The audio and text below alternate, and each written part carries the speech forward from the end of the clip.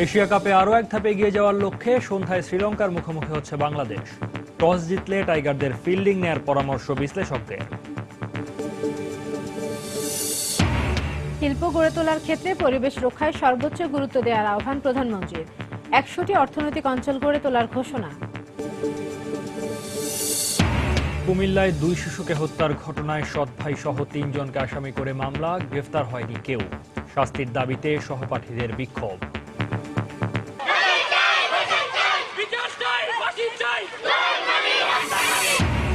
মানিকগঞ্জে বখাটেদের পিকআপ চাপায় স্কুল ছাত্র নিহতের ঘটনাকে হত্যাকাণ্ড বলছেন স্বজনরা। মামলা নিলেও পুলিশ বলছে দুর্ঘটনা, এলাকায় আতঙ্ক। এবং সুন্দরগঞ্জের বামুনডাঙ্গায় ৪ পুলিশ হত্যার ৩ বছরেও গ্রেফতার হয়নি প্রধান আসামি জামায়াত নেতা আজিজ। মামলার ধীর গতিতে স্বজনদের ক্ষোভ।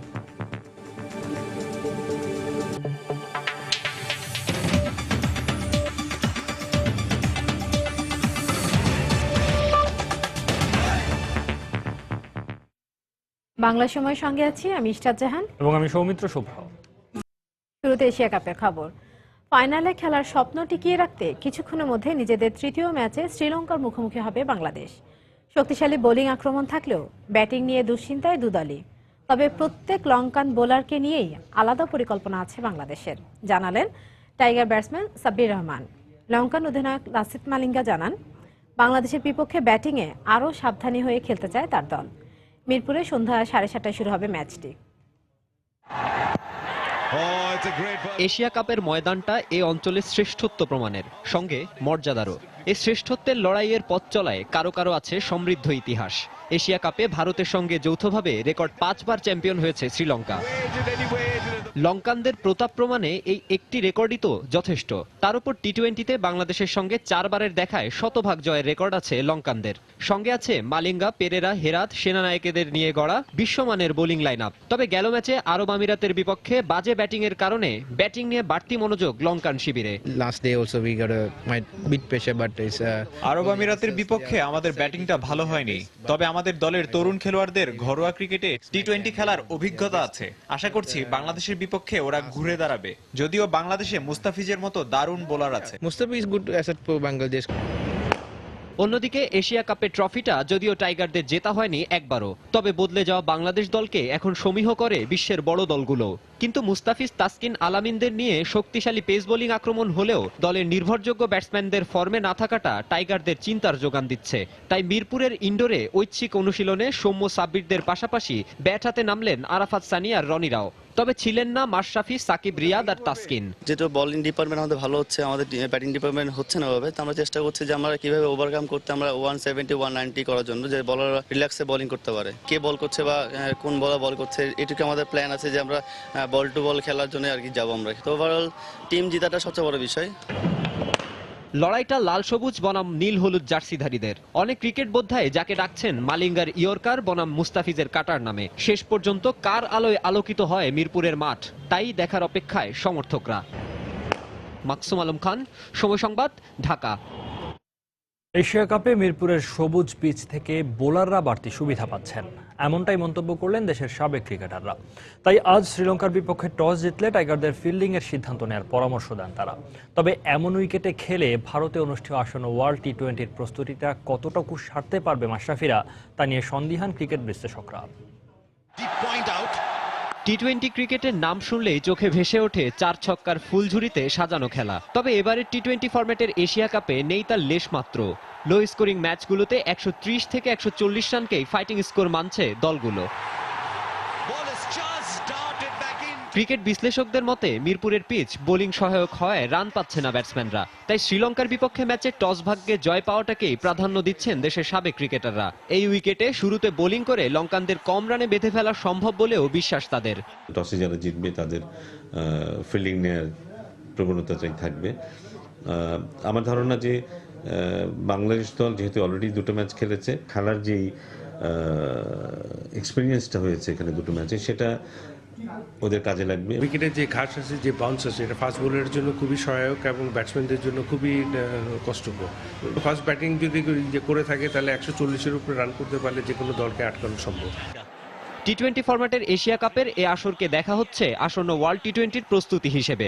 তবে ওয়ার্ল্ড টি-20-তে ভারতের ভেন্যুগুলো অনেকটাই ব্যাটিং সহায়ক হবে বলে ধারণা ক্রিকেট বোদ্ধাদের। তাই মিরপুরের এমন উইকেটে খেলে প্রস্তুতিটা কতটা ভালো হবে সংশয় রয়েছে তাদের। টি-20 ফরম্যাটে কিন্তু এই ধরনের পিচ ডিফিকাল্ট, কারণ মানুষ এত কষ্ট করে খেলা দিতে আসে, এক্সাইটমেন্ট চায়, এন্টারটেনমেন্ট চায়, তো সেই হিসাবে একটু ফ্ল্যাট ট্র্যাক হলে একটু রান বেশি হয়। ওয়ার্ল্ড কাপে চিন্তা করেও আমার মনে হয় যে আমাদের কোয়ালিফাইং রাউন্ডটা যে জায়গায় খেলা হবে ইন্ডিয়ায়, সেখানে কিন্তু উইকেটটা একটু বাউন্সি থাকবে। আসলে উইকেট যে ধরনেরই থাকুক, আমাদের উইকেট অনুযায়ী খেলতে হবে মাঠে। টি-20-তে ব্যাটিংটা ভালো হচ্ছে না বাংলাদেশের। তার উপর শ্রীলঙ্কার আছে মালিঙ্গা পেরেরা, হেরাতদের নিয়ে গড়া শক্তিশালী বোলিং আক্রমণ। সব চাপ সামলে বোলিং সহায়ক উইকেটে সাবলীলভাবে খেলতে পারাটা টাইগার ব্যাটসম্যানদের জন্য বড় চ্যালেঞ্জ বলে মনে করেন ক্রিকেট বিশ্লেষকরা। মাকসুম আলম খান, সময় সংবাদ, ঢাকা। বাংলাদেশ শ্রীলঙ্কার ম্যাচ শুরুর আগে মিরপুর স্টেডিয়াম এলাকায় ভিড় করেছেন টাইগার ভক্তরা। এই মুহূর্তে সেখানে আছেন আমাদের সহকর্মী মাহফুজুল ইসলাম। দর্শকদের উন্মাদনার খবর জানতে সরাসরি চলে যাচ্ছি তার কাছে। মাহফুজুল, ম্যাচে আজ মুখোমুখি হচ্ছে বাংলাদেশ এবং শ্রীলঙ্কা। এই কিছুক্ষণ পরেই আমাদের মিরপুর শেরে বাংলা ক্রিকেট হোম গ্রাউন্ডে খেলাটি শুরু হতে যাচ্ছে। আজকের ম্যাচটি গুরুত্বপূর্ণ দু দলের কাছেই, কারণ আজকে বাংলাদেশ ইতিমধ্যেই আগে দুটি ম্যাচ খেলেছে, সেখানে ভারতের সাথে তারা হেরেছে এবং পরবর্তীতে আরব আমিরাতের সাথে জিতেছে। কিন্তু শ্রীলঙ্কা একটিমাত্র ম্যাচ খেলে দুটি পয়েন্ট সংগ্রহ করেছে। সেই হিসাব করলে বাংলাদেশ এবং শ্রীলঙ্কার মধ্যকার পয়েন্ট সমান সমান, কিন্তু পার্থক্যটা হচ্ছে শ্রীলঙ্কা একটি ম্যাচ খেলে এবং বাংলাদেশ দুটি ম্যাচ খেলে এই পয়েন্ট অর্জন করেছে। কিন্তু আজকের ম্যাচের একটি পার্থক্য হচ্ছে গিয়ে যে পরিসংখ্যানের দিক থেকে বাংলাদেশের চেয়ে শ্রীলঙ্কা বেশ এগিয়ে আছে, কারণ আগের চারবারের দেখা চারটিতেই শ্রীলঙ্কার জয় আছে। সেদিক থেকে বাংলাদেশ একটু ব্যাকফুটে, কিন্তু তারপরও টাইগারদের সাম্প্রতিক পারফরমেন্স বিবেচনা করলে এই পরিসংখ্যাটি হয়তোবা খুব বেশি খাটে না, কারণ এর আগে আরব আমিরাতের সাথে ম্যাচে খুব একটা যে ভালোভাবে শ্রীলঙ্কা জিতেছিল তা কিন্তু নয়। কিন্তু অপরদিকে বাংলাদেশ কিন্তু তাদের সাথে দাপুটে জয়ই পেয়েছে, যদিও ভারতের সাথে তারা হেরে গিয়েছিল। আরেকটি বিষয় বলতে হয় যে বাংলাদেশের সাথে শ্রীলঙ্কার এই ম্যাচে শ্রীলঙ্কা কিন্তু পূর্ণ শক্তি নিয়ে নামতে পারছে না, কারণ ইতিমধ্যেই তারা সাঙ্গাকারা এবং জয়বর্ধনের মতো তাদের যে কি দুই ব্যাটসম্যান তাদেরকে কিন্তু ছাড়াই মাঠে নামছে। তার প্রভাব কিন্তু আমরা গত আরব আমিরাতের সাথে ম্যাচে দেখেছি। তো বাংলাদেশ আজকে যখন মাঠে নামবে তখন আশা করা যায় বাংলাদেশ একটি ভালো ফলাফল নিয়ে আসবে। তো আজকে যে দর্শকদের যে প্রত্যাশা সেই প্রত্যাশা বাংলাদেশ আজকে জয় ছিনিয়ে আনবে এবং দাপুটের সাথে জয় ছিনিয়ে এনেই বাংলাদেশ ফাইনালের পর আরেকটু সুগম করবে। সৌমিত্র। দর্শক, মিরপুর স্টেডিয়াম এলাকা থেকে আমাদের সঙ্গে যোগ দিয়েছিলেন সহকর্মী মাহফুজুল ইসলাম। শিল্প গড়ে তোলার ক্ষেত্রে পরিবেশ রক্ষায় সর্বোচ্চ গুরুত্ব দেওয়ার আহ্বান জানিয়েছেন প্রধানমন্ত্রী শেখ হাসিনা। সকালে রাজধানীর বঙ্গবন্ধু আন্তর্জাতিক সম্মেলন কেন্দ্রে 10টি অর্থনৈতিক জোনের উদ্বোধনী অনুষ্ঠানে বক্তব্য রাখেন তিনি। অনুষ্ঠানে প্রধানমন্ত্রী 100টি অর্থনৈতিক অঞ্চল গড়ে তোলার ঘোষণা দেন। শিল্প খাতকে আরো গতিশীল করার লক্ষ্যে সারা দেশে 100টি বিশেষ অর্থনৈতিক অঞ্চল স্থাপনের উদ্যোগ নিয়েছে সরকার। বাংলাদেশ অর্থনৈতিক অঞ্চল কর্তৃপক্ষের উদ্যোগে প্রতিষ্ঠিত বিশেষ অর্থনৈতিক অঞ্চলগুলোর 10টির ভিত্তিপ্রস্তর স্থাপন করেন প্রধানমন্ত্রী শেখ হাসিনা। এগুলোর মধ্যে 6টি হচ্ছে বেসরকারি উদ্যোগে। উদ্বোধনী অনুষ্ঠানে প্রধানমন্ত্রী বলেন, বেসরকারি এবং বিদেশি বিনিয়োগকে সুরক্ষা দিতে প্রয়োজনীয় সব সুবিধাই নিশ্চিত করেছে সরকার। এই যে অর্থনৈতিক অঞ্চল গড়ে তুলছি, এখানে আপনাদের সকলের সহযোগিতা চাই। ওখানে শিল্প গড়ে উঠলে আমাদের বেকারদের কর্মসংস্থান সৃষ্টি হবে এবং একটা বিরাট অর্থনৈতিক কর্মযজ্ঞ গড়ে উঠবে। এই ক্ষেত্রে ওই সব অঞ্চল সকল জনগণের কাছে আমার এইটাই আবেদন যে আপনারা সকলে সহযোগিতা করবেন যেন এই শিল্পগুলি দ্রুত গড়ে ওঠে, যেন আমরা দ্রুত বাংলাদেশকে ক্ষুধামুক্ত, দারিদ্র্যমুক্ত সোনার বাংলা হিসেবে গড়ে তুলতে পারি। অর্থনৈতিক অঞ্চলগুলোতে শ্রমিকদের আবাসন এবং অন্যান্য সুযোগ সুবিধা নিশ্চিত করতে উদ্যোক্তাদের প্রতি আহ্বান জানান প্রধানমন্ত্রী। প্রত্যেকটা শিল্প অঞ্চলে সেখানে জলাধার থাকতে হবে, পরিবেশ বান্ধব হতে হবে, সেখানে সবুজ বৃক্ষরাশি থাকতে হবে এবং একটা বর্জন শোধনাগার থাকতে হবে। আমার এইটুকুই কন্ডিশন, আর বেশি কিছু না। তার কারণ আমাদের দেশের পরিবেশটাকে সুন্দরভাবে রক্ষা করা একান্তভাবে দরকার। সেখানে যারা শ্রমিকরা কাজ করবে, আপনার নিজের সুবিধার জন্য আপনি শ্রমিকদের কিন্তু বিশেষ করে যেখানে নারী শ্রমিক থাকবে তাদের আবাসস্থানের ব্যবস্থাটা যদি আপনারা করে দেন, সেটা আমার মনে হয় আপনাদের জন্য ভালো হবে। শেখ হাসিনা বলেন, বেসরকারি খাত শক্তিশালী না হলে দেশের উন্নয়ন হয় না, আর এই খাতকে সুবিধা দিতেই বিনিয়োগ বান্ধব করে নতুন আইন এবং নীতিমালা করা হয়েছে। শাহ আলী জয়, সময় সংবাদ, ঢাকা। বাংলা সময় আরো থাকছে। মুন্সিগঞ্জ কুমিল্লায় প্রাইভেট কার এবং বাস উল্টে একই পরিবারের 2 সদস্য সহ নিহত 6, আহত আর অন্তত 11 জন। পারিবারিক কলহের জেরে কুমিল্লায় 2 শিশু হত্যার ঘটনায় অভিযুক্ত সৎ ভাই সহ 3 জনকে আসামি করে মামলা করা হয়েছে। এই ঘটনায় এখনও কাউকে গ্রেপ্তার করতে পারেনি পুলিশ। অভিযুক্তদের দ্রুত গ্রেপ্তার করে দৃষ্টান্তমূলক শাস্তির দাবি জানিয়েছেন এলাকাবাসী। এই ঘটনায় 3 দিনের ছুটি ঘোষণা করেছে হলি চাইল্ড আইডিয়াল স্কুল কর্তৃপক্ষ। কুমিল্লা থেকে বাহার রায়হানের তথ্য ছবি নিয়ে ডেস্ক রিপোর্ট। রোববার সকালে কুমিল্লার ঢুলিপাড়ায় হলি চাইল্ড আইডিয়াল কিন্ডারগার্টেন স্কুলের সামনে থেকে একটি বিক্ষোভ মিছিল বের করে নিহত 2 শিশুর সহপাঠীরা। এতে শিক্ষকরা ছাড়াও এলাকাবাসী অংশ নেন। বিক্ষোভ মিছিল শেষে শহরের এয়ারপোর্ট রোডে মানববন্ধন করেন তারা।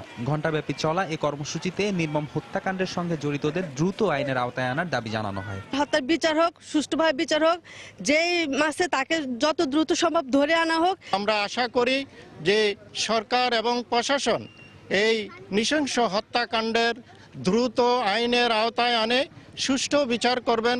এ ঘটনায় সদর থানায় সন্দেহভাজন সৎ ভাই শফিউল আলম ও তার 2 সহযোগীর বিরুদ্ধে মামলা করেছে নিহতদের মা। আমি এটা দ্রুত সুস্থ বিচার চাই, আপনারা আমার এই বিচার কইরা দেন আমার সন্তানের। 1 নম্বর আসামি আমার ছেলে, বউ এবং আব্দুল সত্তার সাহেব, ওনার 3 জনের প্ল্যানে এই কাজটা করা হয়েছে। কালকে সম্পত্তির ভাগ বটারা থেকে তার মনে যে আশঙ্কা ছিল, সেই আশঙ্কা থেকে সে হয়তো এই হত্যাকাণ্ডটি ঘটিয়েছে।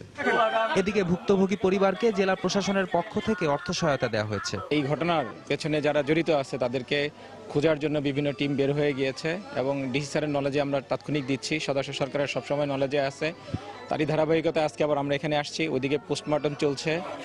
পারিবারিক কলহের জের ধরে শনিবার দুপুরে নগরীর দক্ষিণ রসুলপুর এলাকার আবুল কালামের শিশুকন্যা মনি ও শিশুপুত্র জয়কে হত্যা করা হয়। ঘটনার পর থেকে সৎ ভাই বেসরকারি বিশ্ববিদ্যালয়ের শিক্ষার্থী শফিউল আলম ছোটন পলাতক রয়েছে।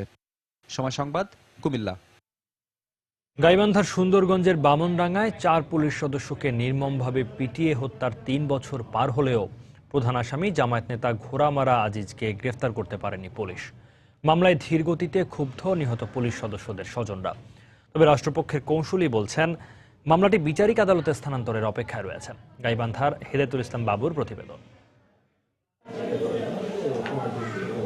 2013 সালের 28শে ফেব্রুয়ারি জামায়াত নেতা সাইদির ফাঁসির রায় ঘোষণার পর গাইবান্ধার সুন্দরগঞ্জের বামনডাঙ্গা পুলিশ তদন্ত কেন্দ্র এবং রেল স্টেশনে হামলা ও অগ্নিসংযোগ করে জামাত শিবির ক্যাডাররা। ওই হামলায় নির্মমভাবে পিটিয়ে হত্যা করা হয় 4 পুলিশ সদস্যকে। ওই হামলার ঘটনায় মামলা দায়ের করা হলেও প্রধান আসামি জামাত নেতা ঘোড়ামারা আজিজকে আজও গ্রেপ্তার করতে পারেনি পুলিশ। অন্যদিকে মামলার অগ্রগতিও উল্লেখ করার মতো নয়। আমাদের কলেজে খালি করে নিয়ে গেছে, এরকম দ্রুত এই বিচারটা করা দরকার ছিল, তা তো সরকার করতেছে না। আমার বাবাকে যারা নির্মমভাবে হত্যা করছে তাদেরকে সরকার কাঠগড়ায় এনে সর্বোচ্চ শাস্তি দেখ, এটাই আমরা চাই। তবে রাষ্ট্রপক্ষের কৌঁসুলি ও কোর্ট ইন্সপেক্টর বললেন মামলাটি এখন বিচারিক আদালতে বদলির অপেক্ষায় রয়েছে। একাত বিজ্ঞপ্তি দেওয়ার পর মামলাটা জজ কোর্টে সেশন কোর্টে বদলি হয়ে আসবে এবং তারপর মামলার কার্যক্রম শুরু হয়ে যাবে। একজন আসামির বাড়ি বাইরের জেলায় হয়, অলরেডি গ্রেপ্তারি পরোয়ানা ইস্যু হয়েছিল, তার জবাবও সেখান থেকে দিয়েছে এবং ইতিমধ্যে সেখানে WPND প্রেরণ করা হয়েছে। এই PNDর জবাব পাওয়া মাত্রই এটা গেজেট নোটিফিকেশন হবে। এদিকে মামলার প্রধান আসামি ঘোড়ামারা আজিজকে গ্রেপ্তারের চেষ্টা অব্যাহত আছে বলে জানান জেলা পুলিশের শীর্ষ কর্মকর্তা। ঘোড়ামারা আজিজের প্রধান আসামি, আমরা সত্যি এই অপরাধীকে আমরা গ্রেপ্তার করতে চাই এবং বহুবার আমরা চেষ্টা করেছি, কিন্তু এলাকায় না থাকায় বা দেশের আমরা কোথাও পাওয়া যায়নি, পেলে সঙ্গে সঙ্গে গ্রেপ্তার করব। দীর্ঘ প্রায় 1.5 বছর তদন্ত শেষে 2014 সালের সেপ্টেম্বরে 235 জনকে অভিযুক্ত করে মামলাটির আদালতে অভিযোগপত্র দাখিল করে পুলিশ। হেদায়েতুল ইসলাম বাবু, সময় সংবাদ, গাইবান্ধা। 1/11 কুশীলভ হিসেবে সরকারের পানি সম্পদ মন্ত্রী ব্যারিস্টার আনিসুল ইসলাম মাহমুদের বিচার করা উচিত বলে মন্তব্য করেছেন জাতীয় পার্টির চেয়ারম্যান হুসেইন মাহমুদ এরশাদ। দুপুরে শেরপুরে শিল্পকলা একাডেমিতে জাতীয় পার্টির ত্রিবার্ষিক সম্মেলনে যোগ দিয়ে একথা বলেন তিনি। সম্পাদক তাকে নানা কথা হচ্ছে, তার বিরুদ্ধে মামলা দেওয়া হয়েছে রাষ্ট্রদ্রোহে। সেই সঙ্গে কথা বলা হচ্ছে কুশীলভ, যারা এর পিছনে চক্রান্ত করেছে তাদের বিচার করা হোক। 5 জনের নাম আসছে, 1 জনের নাম আসে নাই। তিনি কি জানেন? আনিস সাহেব আমার মনে আছেন, সেই লোক এখন মন্ত্রী সরকারের, তার একটু চক্রীদের মধ্যে কারো নাম আসা উচিত মনে করি।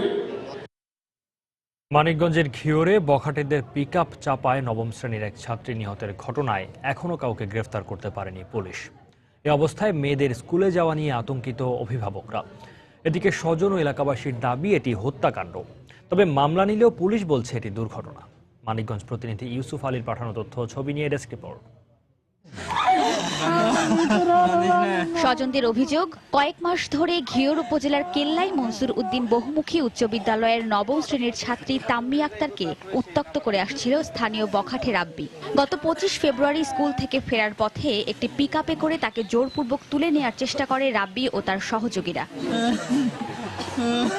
এ সময় পালানোর চেষ্টা করলে তাম্মিকে পিকআপ চাপা দিয়ে সটকে পড়ে বখাটেরা।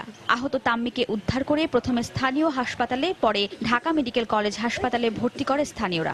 সেখানে চিকিৎসাধীন অবস্থায় শনিবার বিকেলে তার মৃত্যু হয়। আমার মেয়ের কি অপরাধ ছিল? ছুটির পরে সবসময় আমরা দেখি যে তারা গাড়িটা নিয়ে এই আমাদের স্কুলে ব্রিজের সামনে আসে।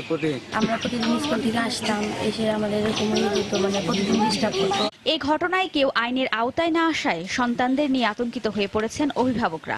মেয়েদের স্কুলে পাঠাইয়া বাড়িতে নিশ্চিন্ত বৈশা থেকে থাকতে পারতি, শান্তিতে থাকতে পারবো না। এভাবে যদি ঘটনা পর্যায়ক্রমে ঘটতে থাকে তাহলে আমরা কখনোই ছেলে মেয়েদের স্কুলে পাঠাতে পারবো না। যে ঘটনাটা ঘটছে এর সুষ্ঠু বিচার চাই। আমাদের একটাই দাবি যে যারা অপরাধ করছে, যারা অপরাধী, তাদের দৃষ্টান্তমূলক শাস্তি। ময়না তদন্তের জন্য নিহতের লাশ মানিকগঞ্জ সদর হাসপাতাল মর্গে রাখা হয়েছে, তবে এ ঘটনাকে দুর্ঘটনা বলে দাবি করছে পুলিশ। পিকআপটা আমাদের আটক আছে, আর ড্রাইভারে আমরা ধরার জন্য যথাযথ চেষ্টা করতেছি এবং অচিরেই সে আসবে বলে আমরা আশাবাদী এবং তারা আমরা আইনের আওতায় নেব। এটা তো একটা ইপিজিং এর ঘটনা সবাই বলতেছে, আপনার কি? না, এরকম কোনো তথ্য আমাদের কাছে নাই। এই ঘটনায় শনিবার রাতে রাব্বি ও তার 2 সহযোগীকে আসামি করে মামলা করেছে নিহত স্কুল ছাত্রীর বাবা। সময় সংবাদ, মানিকগঞ্জ। পঞ্চগড়ে পুরোহিত হত্যার ঘটনায় গ্রেপ্তার জেএমবি সদস্য রমজানি মূল হোতা বলে জানিয়েছেন রংপুর রেঞ্জের ডিআইজি হুমায়ুন কবির। দুপুরে দিনাজপুর শহরের পুলিশ লাইন মাঠে আয়োজিত বার্ষিক পুলিশ সমাবেশ ও ক্রীড়া প্রতিযোগিতা অনুষ্ঠানে তিনি কথা বলেন। যে 3 জন আসামি ধরা পড়েছে তার মধ্যে যে রমজান আলী, যিনি যার কথা, উনি আসলে ওই পুরোহিতকে জবাই করে হত্যা করেছে বলে আমাদের কাছে প্রাথমিকভাবে স্বীকার করেছে। এর আগেও 2 জনকে ধরা হয়েছিল এই ঘটনার 2-3 দিন আগে, এবং তাদের তথ্য মতে কিন্তু ওই আলমগীর এবং হারিস এবং রমজানকে ধরা হয়েছে। এবং যে আলমগীর যে ছেলেটা, ওটা আগের দিন আর 2 দিন আগে যাকে ধরা হয়েছে জাহাঙ্গীর, তার ছোট ভাই, এবং তারা কিন্তু প্রত্যেকেই জেএমবি সক্রিয় সদস্য। মুন্সিগঞ্জের সড়ক দুর্ঘটনায় একই পরিবারের 2 সদস্য সহ 3 জনের মৃত্যু হয়েছে। এছাড়া কুমিল্লায় মারা গেছেন 3 জন। এই ঘটনায় কমপক্ষে 11 জন আহত হয়েছেন। প্রত্যক্ষদর্শীরা জানায় বেলা 11টার দিকে মুন্সিগঞ্জের গজারিয়া উপজেলার দড়ি বাউসিয়া গ্রামে কুমিল্লাগামী একটি প্রাইভেট কার নিয়ন্ত্রণ হারিয়ে খাদে পড়ে যায়। এ সময় গাছের সঙ্গে সজোরে ধাক্কা লেগে দুমড়ে মুচড়ে যায় গাড়িটি। এতে ঘটনাস্থলেই একই পরিবারের 2 সদস্য সহ 3 জন নিহত হন। এই ঘটনায় আহত 2 যাত্রীকে মুমূর্ষু অবস্থায় ঢাকা মেডিকেল কলেজ হাসপাতালে পাঠানো হয়। এদিকে গতকাল মধ্যরাতে কুমিল্লার 14 গ্রাম উপজেলা স্বাস্থ্য কমপ্লেক্সের সামনে ঢাকা থেকে চট্টগ্রামগামী শ্যামলী পরিবহনের একটি বাস নিয়ন্ত্রণ হারিয়ে উল্টে যায়। এতে ঘটনাস্থলেই 3 জনের মৃত্যু হয়। আহত অবস্থায় 9 জনকে কুমিল্লা মেডিকেল কলেজ হাসপাতালে ভর্তি করা হয়েছে।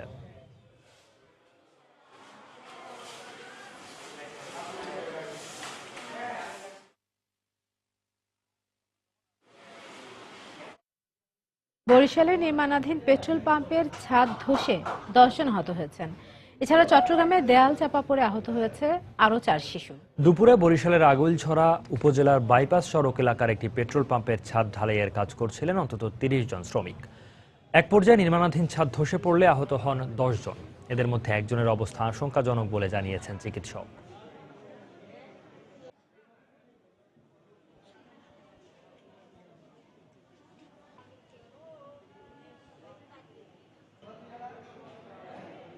এদিকে চট্টগ্রামের নন্দনকানন এলাকায় খেলার সময় সীমানা প্রাচীর ধসে পড়লে আহত হয় 4 শিশু।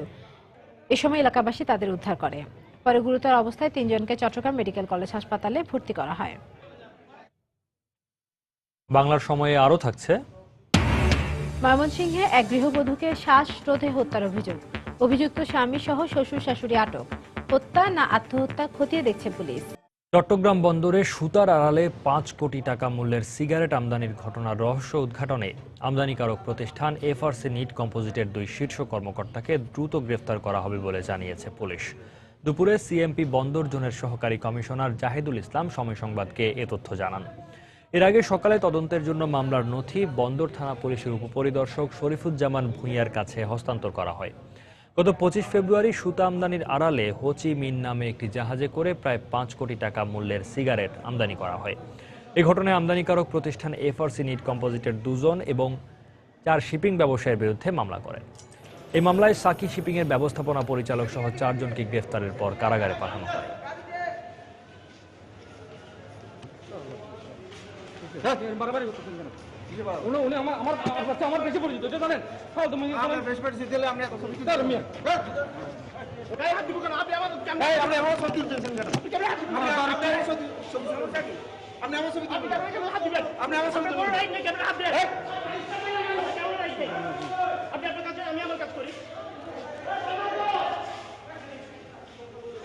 সাকি শিপিং এজেন্টের 4 জন, ওনাদেরকে আমরা জিজ্ঞাসাবাদ করে আদালতে প্রেরণ করেছি। এর মধ্যে আমরা অতি সহসায় তাদেরকে রিমান্ডে এনে পুনরায় জিজ্ঞাসাবাদ করব এবং এই সিগারেট আমদানিকারক প্রতিষ্ঠান যারা এফআরসি নিট কম্পোজিট, ওনাদের এই ঘটনার সাথে ওনাদের সম্পৃক্ততা এবং এই ঘটনার সাথে ওনাদের কোন কোন পর্যায়ের কর্মকর্তারা জড়িত আছে এই ব্যাপারে আমরা তথ্য প্রমাণ সংগ্রহের চেষ্টা অব্যাহত রেখেছি এবং অতি সহসায় আমরা তাদেরকে গ্রেপ্তারের প্রক্রিয়ায় যাব। গাজীপুরের হাইটেক পার্কে প্রথমবারের মতো সামিট গ্রুপ ও শ্রীলঙ্কার একটি প্রতিষ্ঠান যৌথভাবে কাজ শুরু করেছে। এর মধ্য দিয়ে হাইটেক পার্কে আনুষ্ঠানিকভাবে নির্মাণ কাজ শুরু হলো। বেলা 11টায় কালিয়াকৈরে তথ্য ও প্রযুক্তি প্রতিমন্ত্রী জুনায়েদ আহমেদ পলক এই নির্মাণ কাজের উদ্বোধন করেন। এর মধ্যে পার্কের 2 নম্বর ব্লকে 62 একর এবং 5 নম্বর ব্লকে 29 একর জায়গায় সামিট টেকনোপলিস লিমিটেডের সিগনেচার ভবন এবং ম্যানুফ্যাকচারিং ভবনের নির্মাণ কাজ শুরু হয়েছে। এ সময় গাজীপুরের হাইটেক পার্কে আগামী 10 বছরে অন্তত 1 লাখ মানুষের কর্মসংস্থান সম্ভব হবে বলে জানান তথ্য ও প্রযুক্তি প্রতিমন্ত্রী। 2টি ব্লকে আমরা 2টি ভবন আমরা নির্মাণ করতে যাচ্ছি, যেখানে বাংলাদেশের মাটিতে স্মার্টফোন, ট্যাব এবং ল্যাপটপ তৈরি হবে। আগামী 10 বছরে এই কালিয়াকৈর হাইটেক পার্কে আমরা আশা করছি প্রায় 1 লাখেরও বেশি তরুণ তরুণীর প্রযুক্তি নির্ভর কর্মসংস্থানের ব্যবস্থা হবে। ময়মনসিংহে এক গৃহবধূকে হত্যার অভিযোগে স্বামী, শ্বশুর ও শাশুড়ি সহ 3 জনকে আটক করেছে পুলিশ। সকালে শহরের চর কালীবাড়ি এলাকায় এই ঘটনা ঘটে। পুলিশ জানায়, গত রাতে মিনারা বেগম নামে ওই গৃহবধূকে মৃত অবস্থায় ময়মনসিংহ মেডিকেল কলেজ হাসপাতালে নিয়ে যায় তার স্বামী ও শ্বশুরবাড়ির লোকজন। এ সময় খবর পেয়ে হাসপাতালে ছুটে যান স্বজনরা। তাদের অভিযোগ, প্রায় মিনারাকে মারধর করত স্বামী ও শ্বশুরবাড়ির লোকজন। গতকালও মারধরের এক পর্যায়ে তাকে শ্বাসরোধ করে হত্যা করে ফ্যানে ঝুলিয়ে রাখে। পরে বিষয়টি আত্মহত্যা বলে চালিয়ে দেওয়ার জন্য নিজেরাই হাসপাতালে নিয়ে যায়। খবর পেয়ে হাসপাতাল এলাকা থেকেই স্বামী মহিবুল আরেফিন সাকিব, শ্বশুর আক্কাস আলী ও শাশুড়ি মাহমুদা আক্তারকে আটক করে থানায় নিয়ে যায় পুলিশ। ভালোবাসা করে না আজকে কিবা মারালো আমার দেয়াল তো হাত ভাঙতো, পা ভাঙতো, ভাঙতে আমার দেয়াল তো আমার বুয়া রাখতাম আমি। আমার মনে যতটুকু কষ্ট হয়েছে অতটুকু কষ্ট আমরা সাকিব রোদে পাই, এটাই আপনার কাছে আপনার আবেদন, আর কিচ্ছু চাই না। স্বামী, তার শাশুড়ি, তার শ্বশুরকে আমরা আটক করেছি এবং জিজ্ঞাসাবাদ করছি। পরবর্তীতে তদন্তপূর্বক আমরা আইনগত ব্যবস্থা গ্রহণ করব। রাজশাহীর পবায় শিশু জাহিদ ও ইমনকে নির্যাতন মামলায় অভিযুক্ত এক আসামিকে জামিন নামঞ্জুর করে কারাগারে পাঠিয়েছেন আদালত। দুপুরে অতিরিক্ত জেলা দায়রা জজ শিশু আদালত 2 এর বিচারক খন্দকার হায়দার আলী এর নির্দেশ দেন। এর আগে সকালে মামলার আসামি নাসিম আদালতে আত্মসমর্পণ করে জামিন আবেদন করেন। এ সময় বিচারক তার জামিন আবেদন নামঞ্জুর করে কারাগারে পাঠানোর নির্দেশ দেন। গত 12 ফেব্রুয়ারি মোবাইল ফোন চুরির অভিযোগে পবায় শিশু জাহিদ ও ইমনকে অমানবিক নির্যাতন করা হয়। এই ঘটনায় 13 জনের নাম উল্লেখ করে পবা থানায় একটি মামলা করেন জাহিদের বাবা।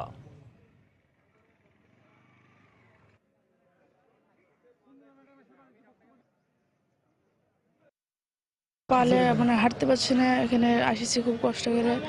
আর মাথার ধরনের সমস্যা আছে, বুকের ব্যথা। হত্যার চেষ্টা এই জাহারে যেহেতু 307 ধারা আছে, এই আসামের এগেনস্টে এই 307 ধারাটা নন বেলেবল সেকশন, যার জন্য বিজ্ঞ আদালতে এই আসামিকে আজকে আত্মসমর্পণ করলে বিজ্ঞ আদালত নন বেলেবল সেকশনের কারণে জামিন না দিয়ে তাকে জেল হাজতে প্রেরণের আদেশ দেন।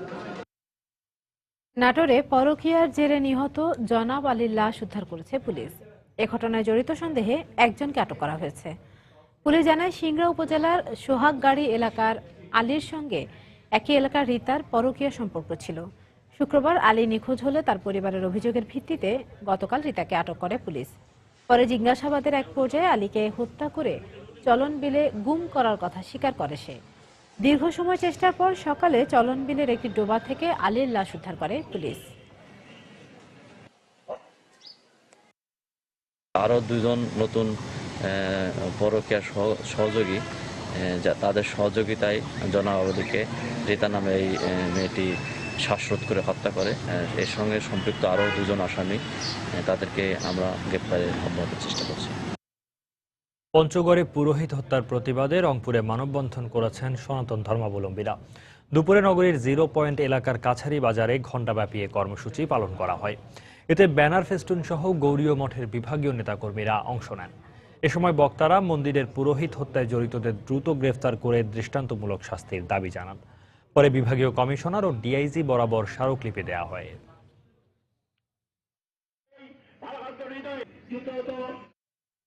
হবিগঞ্জের বাহুবলে রফিক নামে একজনের লাশ উদ্ধার করেছে পুলিশ। বেলা 11টার দিকে দাসপাড়া এলাকা থেকে তার মরদেহ উদ্ধার করা হয়। পুলিশ জানায় গতকাল মধ্যরাতে রফিককে ঘরে দেখতে না পেয়ে খোঁজাখুঁজি করেন পরিবারের সদস্যরা। পরে আজ দুপুরে দাসপাড়া এলাকায় রেললাইনের কাছে তার খণ্ডিত লাশ দেখে থানায় খবর দেয় স্থানীয়রা। পরে পুলিশ ঘটনাস্থলে পৌঁছে মরদেহ উদ্ধার করে মর্গে পাঠায়। স্বজনদের অভিযোগ, কিছুদিন ধরে বাড়ির পাশের একটি রাস্তা নিয়ে প্রতিবেশী জাহিদ ও কালামের সাথে তাদের বিরোধ চলছিল। এরই জের ধরে তাকে হত্যা করা হয়েছে বলে অভিযোগ স্বজনদের। পরে অভিযুক্ত জাহিদ এবং কালামকে আটক করা হয়। নিহত রফিক মিয়া জাতীয় যুব সংহতির মিরপুর ইউনিয়নের সভাপতি ছিলেন বলে জানিয়েছে পুলিশ।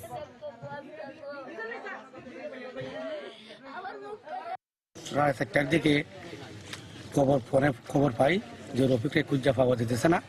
তারপরেই তার বাড়ির পিছনে একটু পুকুরের সাইডে তার রক্ত মাহানো একটা গেঞ্জি, একটা কুড়াল, একটা রক্ত মাহানো একটা লুঙ্গি পাওয়া গেছে। পূর্ব শত্রুরাজ্যের হতে পারে।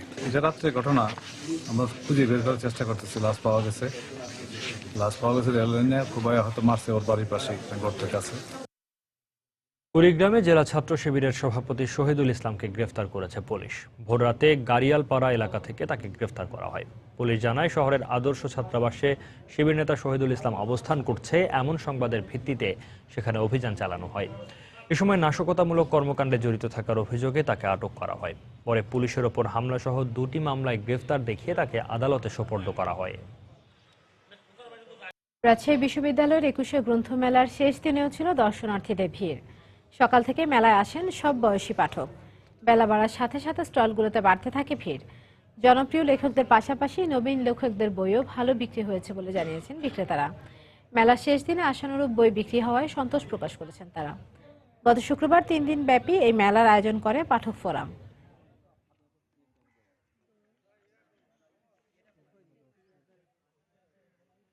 বন্যপ্রাণী ও জীববৈচিত্র্য সংরক্ষণের দাবিতে শেরপুরে মানববন্ধন করেছে জন উদ্যোগ নামে একটি নাগরিক সংগঠন। দুপুরে শহরের কালেক্টরেট চত্বরে ঘণ্টাব্যাপী এ কর্মসূচি পালন করা হয়। এতে ব্যানার ফেস্টুন নিয়ে বিভিন্ন নাগরিক ও সাংস্কৃতিক সংগঠনের নেতাকর্মীরা অংশ নেন। এ সময় বক্তারা বন্যপ্রাণী রক্ষায় জনসচেতনতা বাড়াতে বন বিভাগ সহ নাগরিক সমাজকে এগিয়ে আসার আহ্বান জানান। হবিগঞ্জ সহ দেশের বিভিন্ন স্থানে শিশু নির্যাতনের প্রতিবাদে মানববন্ধন করেছে নেত্রকোনাবাসী। বেলা 11টার দিকে শহরের মুক্তারপাড়া এলাকায় ঘণ্টাব্যাপী এই কর্মসূচি পালিত হয়। এতে ব্যানার ফেস্টুন সহ বিভিন্ন স্কুল কলেজের শিক্ষার্থী সহ স্থানীয় জনপ্রতিনিধিরা অংশ নেন। এ সময় বক্তারা দেশব্যাপী শিশু নির্যাতন বেড়ে যাওয়ায় উদ্বেগ প্রকাশ করে দোষীদের শাস্তির দাবি জানান। ভাওয়াইয়া গানের প্রখ্যাত গীতিকার, সুরকার ও সঙ্গীত শিল্পী মহেশ চন্দ্র রায়ের 23তম মৃত্যুবার্ষিকী পালন করা হয়েছে। এ উপলক্ষে মহেশচন্দ্র একাডেমি দিনব্যাপী নানা অনুষ্ঠানের আয়োজন করে। সকাল 10টায় সৈয়দপুর পাইলট উচ্চ বিদ্যালয় প্রাঙ্গণ থেকে বিশাল শোক র্যালি বের করা হয়। র্যালিটি শহরের প্রধান সড়কগুলো প্রদক্ষিণ করে। পরে বেলা 11টায় শুরু হয় আলোচনা সভা। এ সময় মহেশচন্দ্রের জীবনী নিয়ে প্রবন্ধ পাঠ করেন সৈয়দপুর মহাবিদ্যালয়ের অধ্যক্ষ হাফিজুর রহমান। পরে স্থানীয় শিল্পীরা সাংস্কৃতিক অনুষ্ঠানের আয়োজন করে।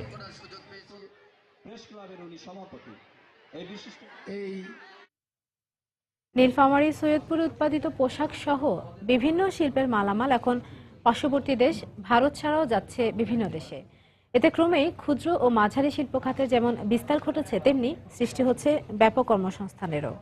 ব্যবসায়ীরা বলছেন, সরকারি পৃষ্ঠপোষকতা এবং স্বল্প সুদে ঋণের ব্যবস্থা করা হলে এই এলাকা পাল্টে দেবে রংপুর অঞ্চল সহ দেশের সার্বিক অর্থনৈতিক চিত্র। নীলফামারী প্রতিনিধি সাকির হোসেন বাদলকে সঙ্গে নিয়ে শাকিল মাহমুদের ক্যামেরায় মানিক সরকারের রিপোর্ট। ব্যবসা এলাকা সৈয়দপুরে গড়ে উঠেছে অসংখ্য ক্ষুদ্র ও মাঝারি শিল্প প্রতিষ্ঠান। এসবের মধ্যে গার্মেন্টসের ঝুট কাপড় দিয়ে তৈরি হচ্ছে প্যান্ট, ট্রাউজার সহ নানা পোশাক। উৎপাদিত অনেক পণ্যই দেশের গণ্ডি পেরিয়ে পাড়ি জমাচ্ছে ভারত, ভুটান, নেপাল সহ বিভিন্ন রাষ্ট্রে।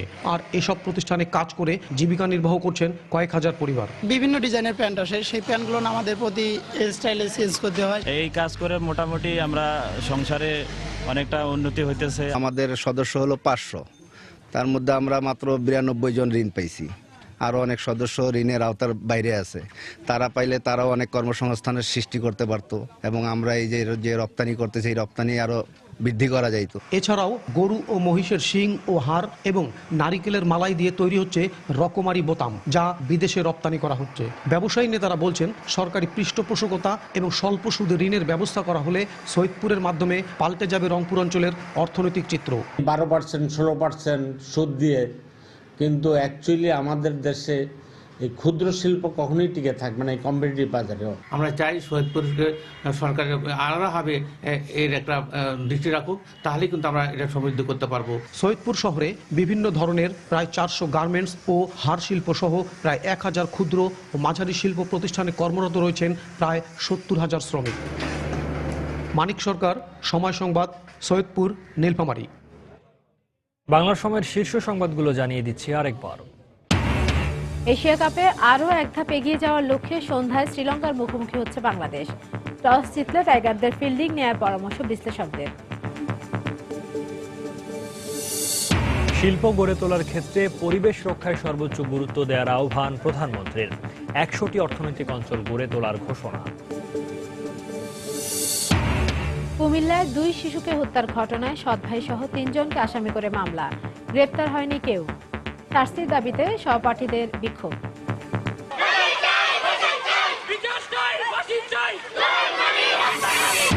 মানিকগঞ্জে বখাটেদের পিকআপ চাপায় স্কুল ছাত্রী নিহতের ঘটনাকে হত্যাকাণ্ড বলছেন স্বজনরা। মামলা নিলেও পুলিশ বলছে দুর্ঘটনা। এলাকায় আতঙ্ক। এবং সুন্দরগঞ্জের বামনডাঙ্গায় 4 পুলিশ হত্যার 3 বছরেও গ্রেপ্তার হয়নি প্রধান আসামি জামায়াত নেতা আজিজ। মামলার ধীর গতিতে স্বজনদের ক্ষোভ। এই ছিল বাংলার সময়। যে কোনো খবর পেতে ভিজিট করুন সময়নিউজ.tv। এছাড়া এইমাত্র পাওয়া খবর আপনার মোবাইলে পেতে SMS করুন *SN লিখে পাঠিয়ে দিন 16242 নম্বর। সঙ্গে থাকুন সময়।